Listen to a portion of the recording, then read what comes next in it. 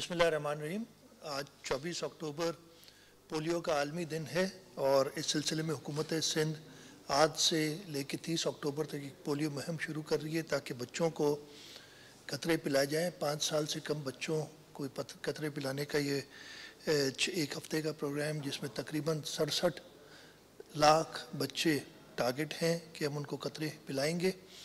मैं आज के दिन पे जो पोलियो के वर्कर्स हैं, ख़ास तौर पे फ्रंट लाइन वर्कर्स हमारे, उनको खराज तहसीन पेश करता हूँ।